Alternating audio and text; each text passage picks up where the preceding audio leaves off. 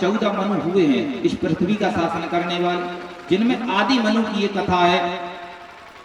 स्वयंभू मनु अरु सतरूपा, स्वयंभू मनु अरु सतरूपा, स्वयंभू मनु अरु सतरूपा, जिनते भई नर सृष्टि अनूपा, जिनते भई नर सृष्टि अनूपा, स्वयंभू मनु अरु सतरूपा, स्वयंभू मनु अरु सतरूपा, स्वयंभू मनु अरु सतरूपा, जिनते भई नर सृष्टि अनूपा। वह महाराज मनु ने भगवान को पाने के लिए, भगवान की भक्ति के लिए,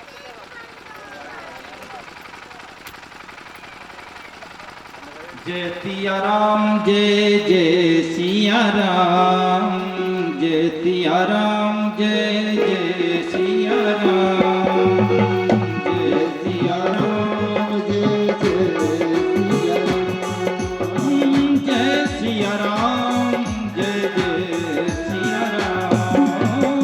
जय सिया राम, जय सिया राम जय जय सिया राम, जय सिया राम जय सिया राम। हृदय बहुत दुख लाग, जन्म गयो हरि भगति बिन। भक्ति पर इतना जोर क्यों दिया? ऋषि मुनि महात्मा भक्ति को इतना श्रेष्ठ क्यों बताते हैं? महाराज मनु के मन में विचार क्यों आया भक्ति के विषय में? भक्ति बहुत श्रेष्ठ है।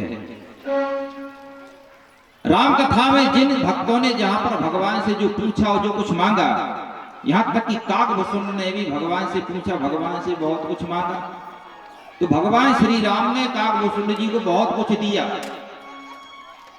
लेकिन भगति आपनी देन न कही। आखिरी में भूषुंड जी का केवल एक ही रिजल्ट था कि प्रभु आपने संसार दिया, परिवार दिया, सब कुछ दिया, लेकिन अपनी जो भक्ति आपने भक्ति नहीं दी। केवट के दरबार में भगवान श्री राम ने सब कुछ दिया, मणि मुद्रिका दे दी, लेकिन केवट ने वह स्वीकार नहीं करी, क्योंकि भगवान ने अपनी भक्ति देना स्वीकार नहीं किया। अच्छा, भगवान से पूछा कि तुम अपनी भक्ति प्रदान क्यों नहीं करते भक्तों के लिए? तो भगवान ने कह दिया कारण ये है, अगर मैं अपनी भक्ति प्रदान कर दूंगा तो मैं इनके बस में हो जाऊंगा।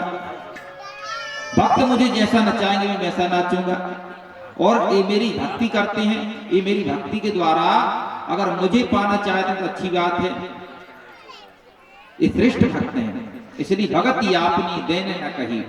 तो भगवान अपनी भक्ति नहीं देते सबके लिए। महाराज मनु के मन में विचार आया, क्योंकि दरबार में शबरी माता के दरबार में भगवान श्री राम ने भक्ति पर इतना जोर दिया। कहे रघुपति सुन भामिनी बाता, कहे रघुपति सुन भामिनी बाता, मानव में के भक्ति करना था, मानव में भक्ति करना था। कहे रघुपति सुन भामिनी बाता, कहे रघुपति सुन भामिनी बाता, मैं संसार से नाता रखता हूं तो किस उद्देश्य से? केवल भक्ति के माध्यम से।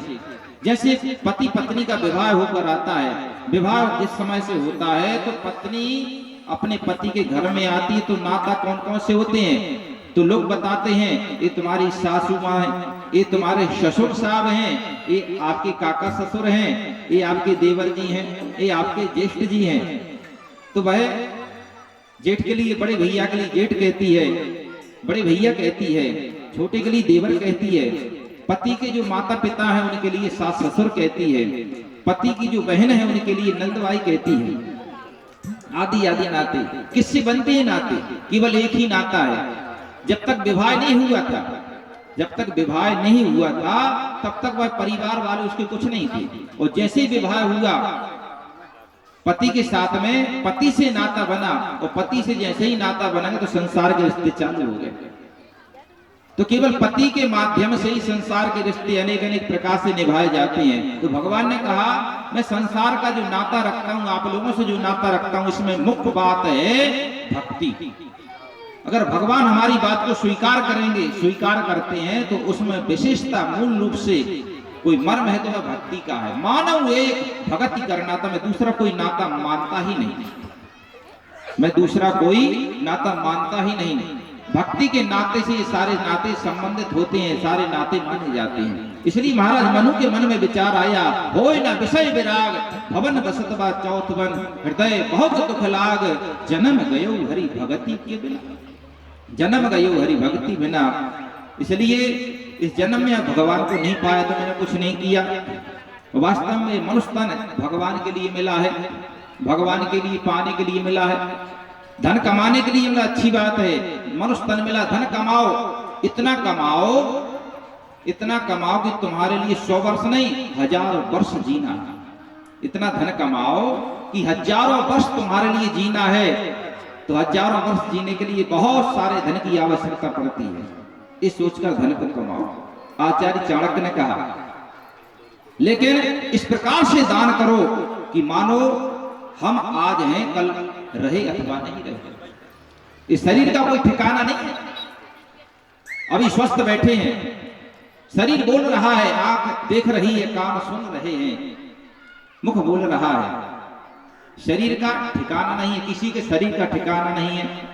ना जाने कित मार है का घर का परदेश, ना जाने कहां पर क्या हो जाए। इसलिए शरीर का महत्व है, जब तक शरीर स्वस्थ है, जब तक धन हमारे पास में है, दान करो, इतना धन कमाओ कि तुम्हारे लिए हजारों वर्ष जीना है, और ये समझ के दान करें कि आज हम हैं, कल हमारे लिए मौका मिला अथवा नहीं मिला, कब किसका गोविंदाय नमो नमः हो जाए, कब कौन बीमार पड़ जाए।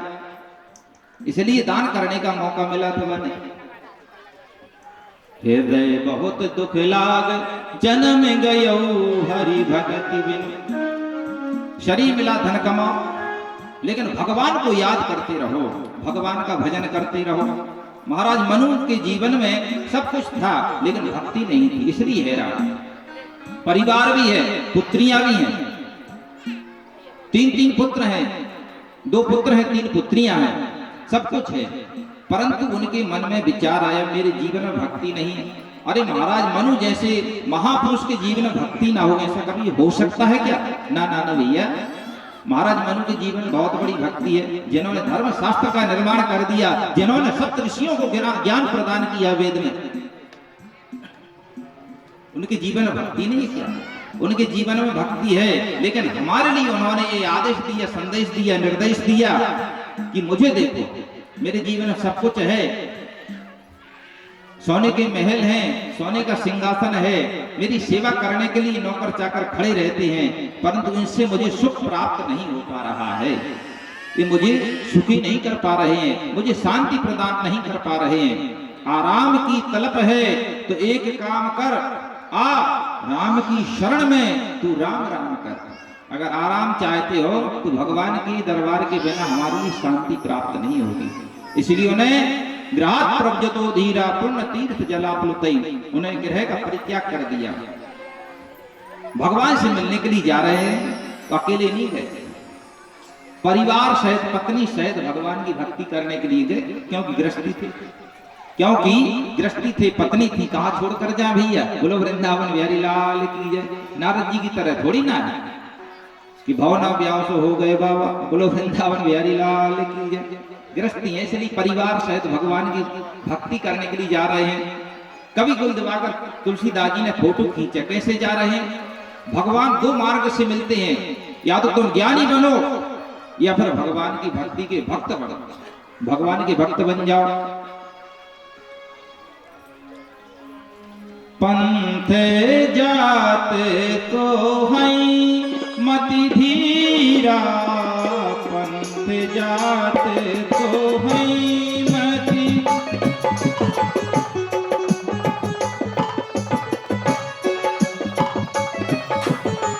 पंथ जात सो हैं मति धीरा, पंथ जात सो ज्ञान विराग धरे जय धीरा,